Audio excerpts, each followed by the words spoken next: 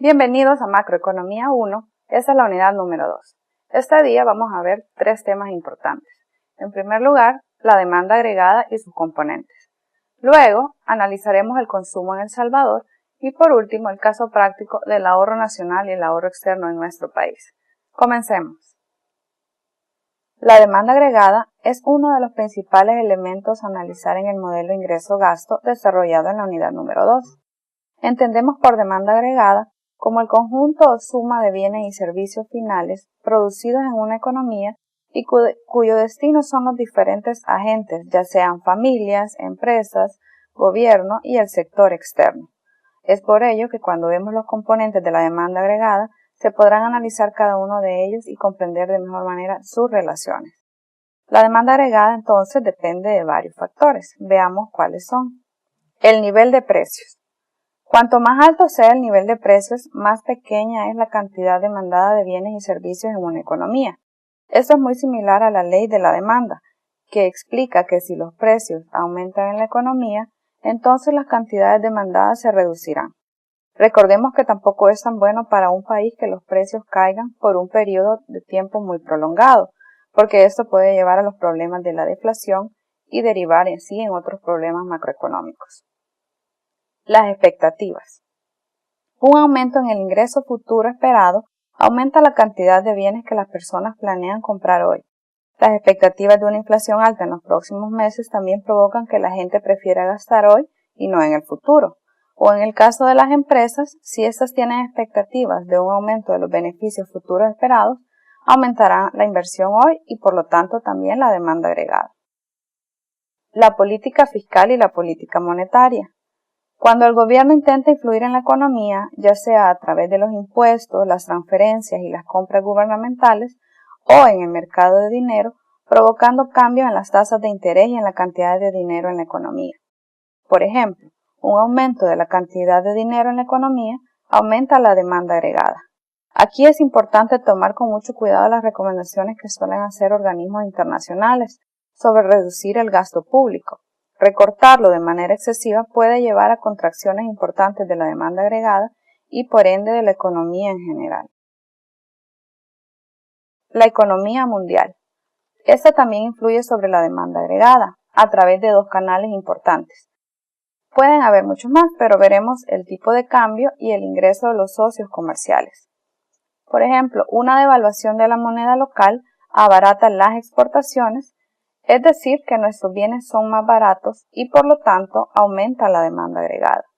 Y en el caso del ingreso de los socios comerciales, el ingreso de estos será importante para aumentar o reducir lo que ellos puedan adquirir de nuestros bienes o servicios. Entonces la demanda agregada también puede aumentar. Veamos los componentes de la demanda agregada. En esta imagen tenemos los diferentes componentes. El consumo, que está expresado como C, la inversión, que es I, G, que sería el gasto, y NX, las exportaciones netas, que como ya sabemos es la diferencia entre exportaciones e importaciones. Veamos qué nos dicen las cifras de la economía salvadoreña en cuanto a estos componentes para el año 2016. El año pasado el consumo de los hogares fue de 9.396.5 millones a precios constantes y el consumo de gobierno fue de 850.80 millones. En este caso vemos que tiene mucho mayor peso el consumo privado. En cuanto al componente de la inversión, ese mismo año, la inversión privada fue de 1.554.27 millones y la inversión pública ascendió a 218.40 millones. Indudablemente los aportes tanto en consumo e inversión para la demanda agregada del año pasado fueron principalmente del sector privado, mientras que el comportamiento de las exportaciones netas fue negativo, de 1.795.69 millones.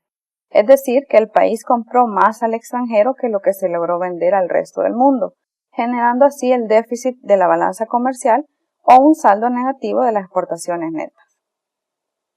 En la gráfica se muestran los índices de cada uno de los componentes de la demanda agregada de El Salvador a precios constantes.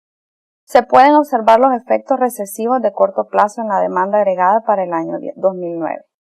En esto es perceptible que la variable consumo logra recuperarse de la contracción de la crisis del 2009 en el año 2013, donde alcanza los niveles previos a la crisis económica. Recordemos que el consumo en nuestro país está sustentado una gran proporción por las remesas familiares que ingresan al país y que ya superan los 4.000 millones de dólares anuales. Sin embargo, en el 2009 hubo una contracción importante de esta variable que dinamiza consumo. Este año el país recibió remesas familiares por un total de 3.464.9 millones, mostrando una disminución del 8.5% en relación al monto registrado en el año 2008. Esto puede explicar en gran medida la contracción del consumo en el año 2009, tal como se observa en la gráfica. En cuanto a la variable inversión, que es la línea amarilla, refleja una recuperación hasta el año 2015, cuando finalmente alcanza los niveles previos a la crisis del año 2009. Otro aspecto importante es el consumo en los años posteriores al 2013. Muestra un considerable dinamismo y las exportaciones netas reflejan una tendencia decreciente, lo cual es positivo, pues la balanza comercial se vuelve menos deficitaria y al confrontarse con la dinámica de la variable consumo, indica que el consumo de los hogares y del gobierno está siendo sustentado por la producción interna. Estos componentes de la demanda agregada indican que el desequilibrio de corto plazo mostrado desde el año 2009 estarían convergiendo con la producción de equilibrio en el año 2015. Veamos ahora la siguiente gráfica, el consumo en El Salvador. Veamos qué ocurre específicamente para el caso de nuestro país después de haber estudiado en esta unidad la parte teórica de la variable consumo. En la gráfica se muestra el consumo de los hogares como una de las variables más representativas de la demanda agregada salvadoreña y es muy determinante en su evolución. Se observa que el consumo privado es muy cercano al valor de la demanda agregada conjuntamente y eso se debe a que las exportaciones netas son negativas, cuya tendencia ha sido crecientemente deficitaria. Esto, en consecuencia, implica que el resto de los componentes de la demanda agregada son poco significativos. Aunque en las representaciones gráficas del texto que han estudiado de forma teórica se observa que la demanda agregada es muy superior al consumo, en el caso práctico de El Salvador es la función consumo, de hecho, la principal determinante de su evolución en comparación con los demás componentes del gasto autónomo. En el modelo teórico estudiado, se simplifica el análisis exponiendo que el resto de los componentes del gasto autónomo no se explican por el modelo. En la práctica, las variables se interrelacionan y están influidas por el comportamiento de la producción y también la producción está influida por la demanda agregada de manera recíproca. En esta lámina podemos observar la función de consumo estimada para la economía salvadoreña. Este ejercicio práctico nos revela elementos importantes. La variable consumo en este caso incluye tanto el consumo público como el consumo de los hogares, pues de esa forma se calcula el ingreso nacional bruto disponible según las cuentas nacionales. Un hecho importante es la propensión marginal a consumir, que es la variable de C minúscula. En este caso, tenemos que toma un valor de 0.94 y significa que por cada dólar del ingreso disponible adicional, la economía salvadoreña consume 0.94 centavos, es decir, muy cercana a la unidad y en consecuencia se tiene una propensión marginal a ahorro de 6 centavos por cada dólar de ingreso disponible adicional. La variable E, que se muestra en la función, es una variable residual que vamos a restarle importancia en el presente análisis. Y por último, veamos el componente autónomo. Aunque teóricamente el consumo autónomo debe de ser positivo, puesto que al no existir ningún nivel de ingreso, la economía siempre consume, sin embargo, las estimaciones empíricas arrojan un valor negativo, y eso se explica porque existe una pendiente considerablemente alta de la función consumo, y dicho valor no tiene en sí una explicación económica, solamente una explicación empírica y cuantitativa. El ingreso nacional bruto disponible, buena parte es conformado por las transferencias corrientes externas netas, de modo que al desagregarse se tiene que una parte del consumo está soportado por el ingreso nacional bruto y otra parte está soportada por las transferencias corrientes externas netas, donde se encuentran principalmente las remesas. Veamos qué sucede con las fuentes de financiamiento del consumo en nuestro país en el periodo 1990 y el 2016. Aquí tenemos en la gráfica una representación de cómo la mayor parte de las remesas familiares se destinan al consumo. Pueden asumirse que todas las transferencias corrientes externas netas se destinan al consumo. Esta gráfica muestra la distribución de las fuentes en las que se sostiene ese consumo, tal como se mencionó en la ecuación que vimos anteriormente. Una parte es soportada por el ingreso nacional y otra parte en las transferencias corrientes externas netas.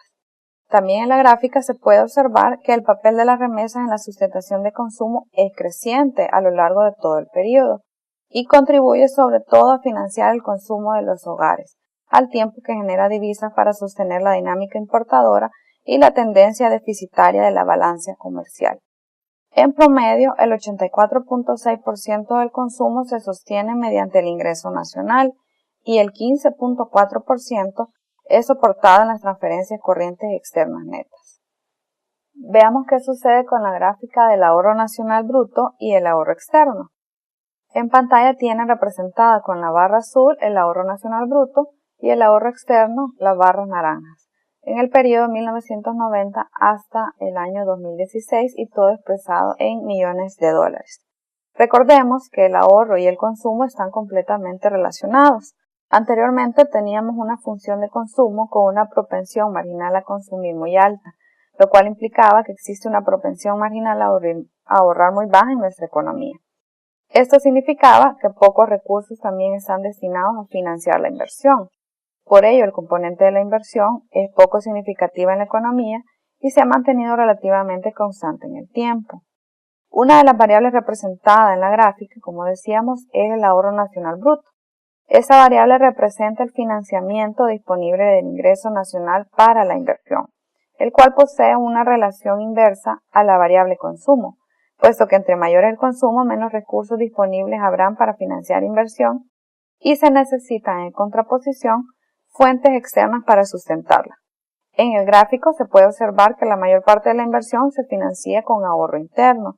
Sin embargo, el ahorro externo muestra ser muy representativo en determinados periodos. Muchas gracias por su atención. Nos vemos en la próxima videoclase.